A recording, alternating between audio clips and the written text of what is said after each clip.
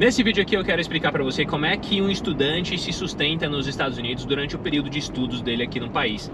Uma dúvida que tem sido bem recorrente aqui nos comentários dos meus vídeos. Eu quero aproveitar a minha volta para casa aqui para conversar um pouquinho a respeito disso com vocês. Bom, para quem tá chegando agora, meu nome é Oliver e eu faço vídeos sobre a minha vida aqui nos Estados Unidos, mostro um pouquinho de North Carolina, que é onde eu tô morando agora, ou do estado onde eu estiver morando. Esses dias eu tava viajando, completei 39 estados aqui nos Estados Unidos, viajo bastante, já devo ter rodado, sei lá, cara, umas 50 mil milhas, não tenho a mínima ideia, mas eu sei que foi bastante e aí eu mostro um pouquinho disso pra vocês. Sinta-se à vontade para se inscrever no canal, eu também dou dicas para quem quer morar aqui, enfim, indico empresas, pessoas que possam ajudar vocês a construírem esse projeto de forma legal, tá bom? Se inscreve aí no canal e deixa o like se você gostou da ideia do vídeo. Respondendo de forma objetiva, vamos lá. Quando você utiliza um visto de não imigrante para vir aqui para os Estados Unidos, aí existem vários, os mais comuns, visto de turismo para quem quer fazer negócios ou visitar, turismo e negócios no caso.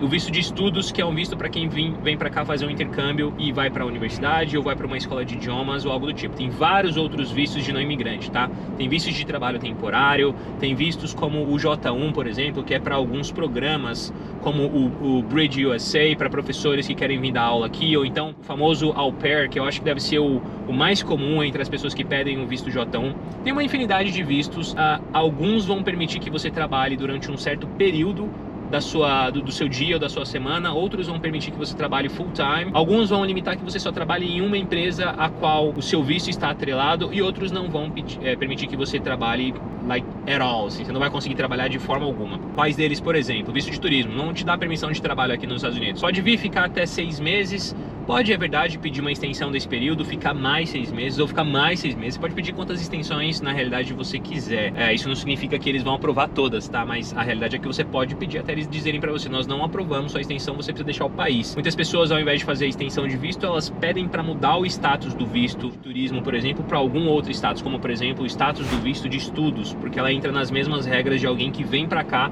com o visto de estudos, que é o visto F1 nesse caso, que eu falo bastante aqui pra vocês, porque afinal de contas eu tenho uma empresa, a Move Vistos, que ajuda muita gente a vir pra cá com o visto de estudante, embora nós também ajudemos a tirar outros vistos de não imigrante também.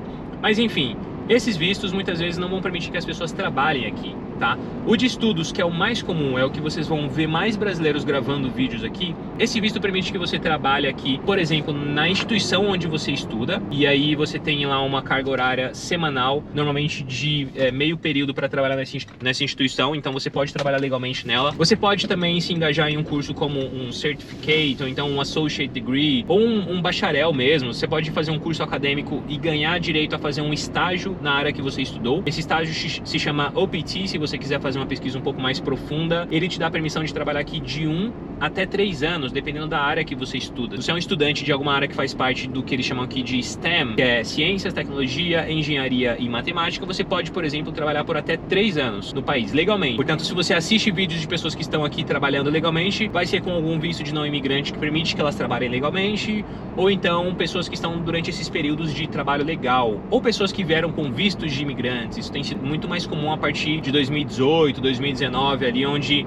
a gente teve uma popularização um pouco maior de vistos relacionados a habilidades acadêmicas e profissionais. Dá pra você já chegar aqui com o Green Card. Eu também falo bastante sobre isso, tanto lá no meu Instagram quanto aqui no meu canal do YouTube. Deixa um link aqui na descrição, inclusive para quem tem um bacharelado e pelo menos 5 anos de experiência na área, descobrir se o perfil dele pode ou não ser elegível para pedir um Green Card dessa forma. E aí existem vistos como o EB1, vistos como o EB2, tem o EB3 também, mas vai exigir de você uma oferta de emprego. Na verdade, todos esses três exigem uma oferta de emprego, porém o EB1 e o EB2, eles têm subcategorias que podem te dar isenção dessa necessidade. E aí você não precisa passar por um processo de ter um empregador te trazendo para os Estados Unidos e utiliza as suas próprias habilidades para vir para cá. Isso é muito comum também, tá? Isso é uma realidade para todas as pessoas, Oliver, que estão nos Estados Unidos com visto de não imigrante? Não. E é aqui que eu quero entrar, esse é o ponto mais importante do vídeo. Como é que a galera se sustenta, então, se eles estão aí e muitos deles não fazem parte desses vistos ou então não estão nesses períodos que eles podem trabalhar? Cara, a realidade é que eu diria para vocês que entre 80% e 90% das pessoas que estão aqui com o visto de não imigrante,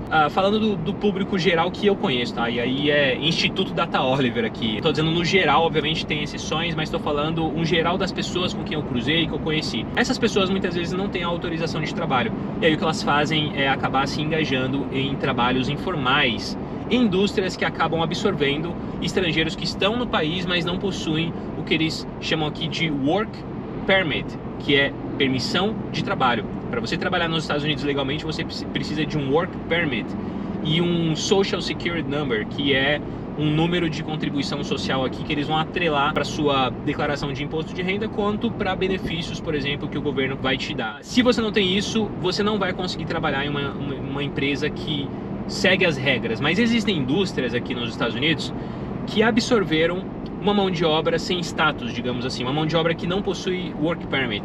Quais são essas indústrias? As mais comuns, tem várias, mas as mais comuns: pessoal de construção civil, galera de hotelaria, né, turismo e hotelaria, então restaurantes, hotéis, resorts, coisa de limpeza, o que mais?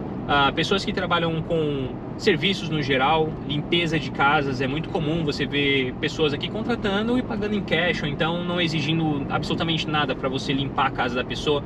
Isso é muito comum, isso existe aqui. Tem também a galera que trabalha com delivery, né, e vai lá no restaurante e pega a comida e leva pro cliente, aí no final fica com as tips. Isso também é muito comum. O que acontece com as pessoas que estão nos Estados Unidos e não possuem um Work Permit é que elas acabam se engajando nesses trabalhos informais, que são dessas indústrias que absorvem essa mão de obra, porque nesse momento o que acontece é que não existe uma fiscalização em cima dessas pessoas, tá, pessoal? Porque isso, no final do dia, não é uma prática legal. Ela é uma violação do status do visto da pessoa. Como assim, Oliver? Se você está com visto de não imigrante dentro dos Estados Unidos, esse visto vai requerer de você certos comportamentos que são critérios para que aquele visto possa permanecer com você.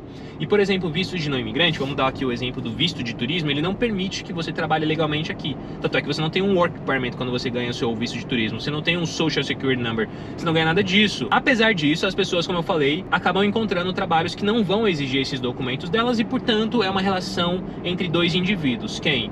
O empresário, que está gerando emprego e a oportunidade e precisa de uma mão de obra que talvez ele não está encontrando entre as pessoas que possuem um Work Permit, e o estrangeiro que está aqui precisando de trabalho para pagar suas contas, mas que também não tem um Work Permit. Então os dois apertam a mão ali e falam: cara, eu preciso da sua ajuda, você precisa da minha, vamos se ajudar aqui? Tá, mas e o governo? O governo a gente tira da equação, porque eles não vão contar isso pro governo, né, obviamente. Então o ponto aqui é que, infelizmente, os Estados Unidos ainda não chegou numa equação para poder ajudar as pessoas que não têm um Work Permit, que são estrangeiros e querem trabalhar aqui, a conquistarem esse objetivo de maneira mais fácil. Entretanto, aqui é livre mercado, né, é o berço do livre mercado. Portanto, não dá para você não imaginar que o mercado não vá resolver uma situação que o Estado criou. Qual que é a situação? A situação é que o Estado se coloca no meio da relação desses dois indivíduos e diz: olha, eu sinceramente não quero que vocês se ajudem, porque afinal de contas eu quero que vocês sigam essa regra. Qual regra? Essa aqui que eu inventei agora.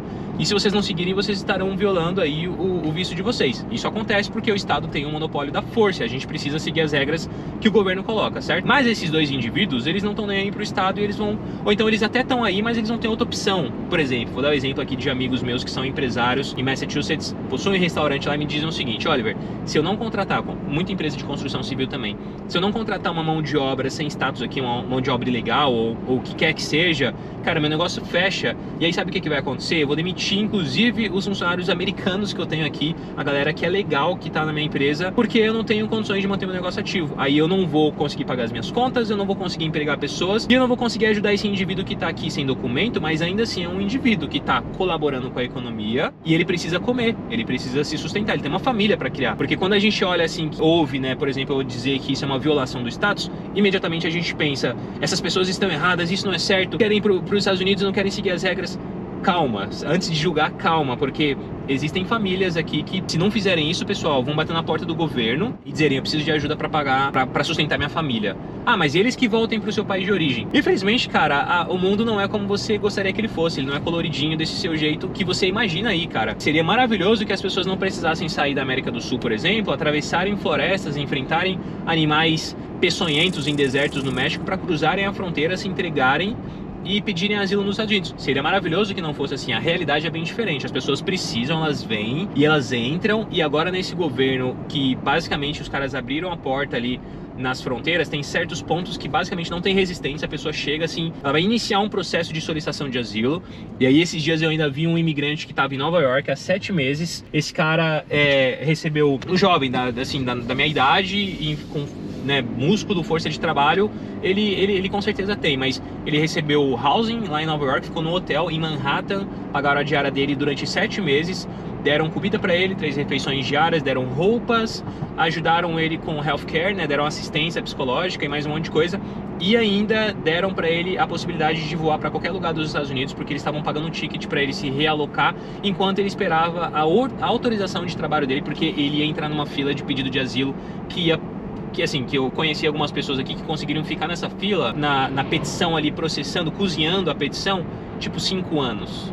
Olha a doideira, cara. E aí, eu sei que é complexo, aliás, eu sei que é simples pra quem tá de fora julgar que a pessoa que tá aqui muitas vezes violando o status dela, trabalhando sem autorização, ela tá descumprindo a regra. Eu concordo, é verdade, e eu sempre digo isso pra vocês. Isso é descumprir a regra. Eu não vou jamais incentivar ninguém aqui do meu canal ou das minhas mídias sociais a fazerem isso, porque afinal de contas eu não quero me comprometer, não ajudo com o trabalho, não faço absolutamente nada disso. Mas, a você de convir comigo de que quem tá colaborando mais com os Estados Unidos, com a economia como um todo, o indivíduo que tá cruzando a fronteira e sendo um peso do dia 1 que ele chega até ele ter autorização de trabalho, ou o indivíduo que está buscando sustentar a sua família, muitas vezes vem para cá como um estudante já graduado, ok? Porque a gente está falando de pessoas que vêm para cá, a gente não está falando de gente que vem para cá sem qualificação apenas. Tem muita gente que não tem qualificação, ainda assim são qualificados para fazerem trabalhos pesados que muito americano não quer fazer. Construção civil é um exemplo de um mercado que tem muito trabalho, que gera muita grana, mas não é todo americano que está afim.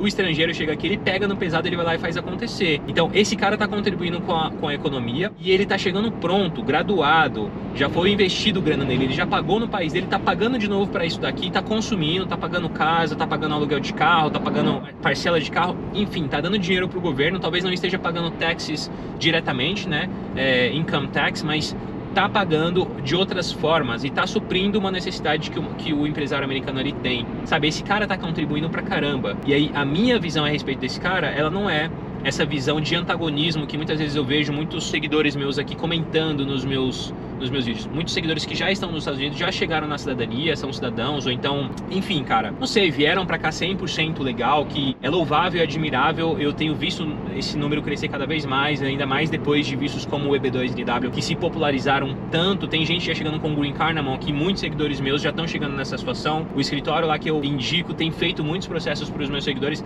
maravilha, mas a gente sabe que não é a situação de todas as pessoas, porque a gente tá falando de você ter aí algo a partir de 70, 80 mil reais para você investir num processo como esse, e tem muita gente que não tem esse dinheiro no Brasil. Ainda assim, o cara tá desesperado para ir embora, quer sair de lá, então ele tenta construir uma trilha onde ele possa sim chegar na autorização de trabalho, porque essas pessoas, a maioria delas estão se esforçando para manterem o status legal aqui, o que é admirável, é louvável. Você há de convir comigo que esse cara tá pelo menos tentando, cara. É diferente de ele entrar pela fronteira, por exemplo, onde eu também não tô criticando quem entra pela fronteira, não. O que eu tô tentando colocar para vocês é o seguinte ponto. O governo, ao invés de se preocupar com esse cara que de alguma forma tá se esforçando para fazer o mais legal que ele consegue, o governo vai colocar os olhos na fronteira, que não é só gente boa que tá entrando por lá e dando o seu melhor também, porque tem muito caso de pessoas que entram pela fronteira porque foi a única maneira que o cara conseguiu chegar aqui e ele nunca teria um visto americano aprovado, ele tentou 10 vezes e foi negado, e essa foi a última maneira. Ele tava ameaçado de morte, a família dele tava passando por dificuldade e foi essa maneira que ele encontrou. Nesse cara eu consigo olhar e falar assim, ó, sei lá, você não merece a chance de estar aqui, você merece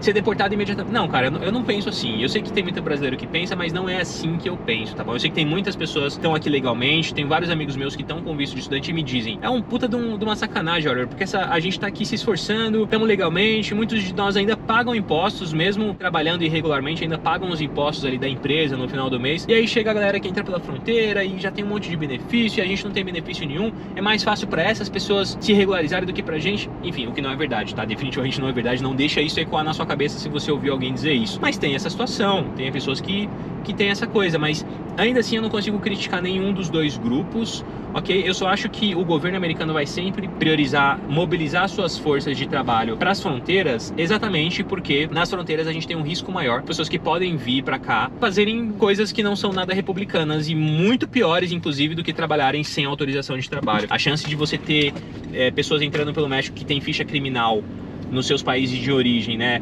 Muitas vezes por crimes hediondos, igual eu já encontrei em Massachusetts diversas pessoas que me contaram que descobriram que pessoas com quem eles trabalhavam eram traficantes, ou então faziam garimpo ilegal na Amazônia, ou então mexiam com lavagem de dinheiro, coisas das mais malucas que vocês imaginarem eu já vi aqui nesse país, cara. Então tem esse ponto, eu acho que é importante vocês fazerem essa separação, mas eu quis trazer esse vídeo e trazer essa reflexão, que já até ficou longa aqui na realidade, mas eu acho importante porque essa é a situação de quem tá aqui hoje e não tem uma autorização de trabalho.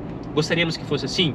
Absolutamente não. Gostaria que o governo pelo menos desse 20 horas de trabalho para um estudante que está aqui, mas infelizmente não é a situação hoje, né? E aí muita gente que tá vindo para cá para construir a sua trilha para residência permanente, o cara até sabe o que vai fazer depois, né? Eu acho que depois de muitos vídeos meus e de outros criadores de conteúdo, as pessoas já entenderam que morar legalmente aqui é uma questão de esforço, tempo, investimento, obviamente, e qualificação muitas vezes. Então tem muita gente que vem com essa intenção e quer sair o mais rápido possível daquela situação. Cara, eu não quero ficar fazendo algo que eu não devo.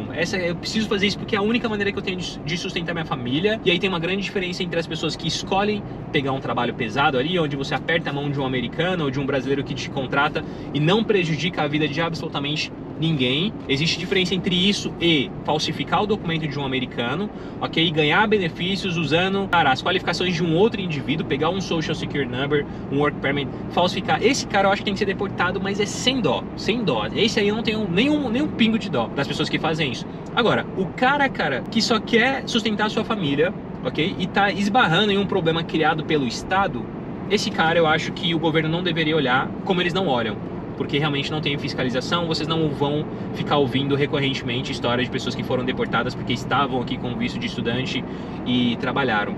Podem ser deportadas? Podem, é verdade, mas eu acho que o governo está muito ocupado tentando resolver outros problemas e não esse. E é uma situação, infelizmente, que não só brasileiros, mas pessoas do mundo inteiro acabam vivendo. Porque se vocês acham que só brasileiro vem para cá com vistos de estudante, por exemplo, e trabalham, vocês estão redondamente enganados, porque tem gente do Japão, da Europa, da Ásia de forma geral, do Oriente Médio, de diversos lugares do mundo, inclusive, que fazem a mesma coisa, beleza? Tá, Oliver, mas eu, cara, não quero passar por isso, eu não nasci pra isso, eu não gosto dessa coisa de fazer nada fora da faixa. Qual é o caminho? É aquele que eu sempre falo pra vocês. Você precisa ou ter um patrocinador, um sponsor, alguém que paga suas contas, o que convenhamos, né? Não é tão simples assim, porque quem é que vai ficar pagando para você morar nos Estados Unidos? Poucas pessoas têm essa oportunidade e essa grana, ou você tem reserva financeira para se bancar aqui. E eu conheci algumas poucas pessoas durante a minha vida nos Estados Unidos que tinham essa grana toda para ficarem aqui alguns anos sem poder trabalhar. Ou tem ainda as pessoas que têm uma empresa no Brasil, isso é muito mais comum, isso aí já acontece com mais frequência. E se sustentam com o dinheiro de lá e fazem uma programação para viverem com menos grana aqui. A gente tem pessoas que trabalham para empresas que estão fora dos Estados Unidos, recebem em seus países de origem, movimentam a conta no país e mandam a grana para cá, isso também acontece. E eu quero trazer um vídeo falando a respeito disso, como é que as pessoas trabalham remotamente dos Estados Unidos, qual é a visão de alguns advogados a respeito disso. Tem essa situação também, mas na grande maioria entra dentro disso aqui que eu falei pra vocês, tá bom? Bom, esse era o conteúdo que eu tinha pra trazer pra vocês. Eu espero que tenha esclarecido pra muita gente que não entendia como isso funcionava. Você pode deixar suas dúvidas aqui nos comentários que eu trago em um próximo vídeo. Se você precisar de ajuda pra tirar o seu visto, eu te indico a Move Vistos, a melhor mentoria de aprovação de vistos do Brasil. Não tem nenhuma mentoria fazendo o que a gente tá fazendo e aprovando como a gente tá aprovando. Então, confere aqui na descrição do vídeo e fala com o time da Move que a gente pode te ajudar a maximizar suas chances de ter o seu visto aprovado, tá bom? Muito obrigado por assistir, eu te vejo por aí e tchau, tchau.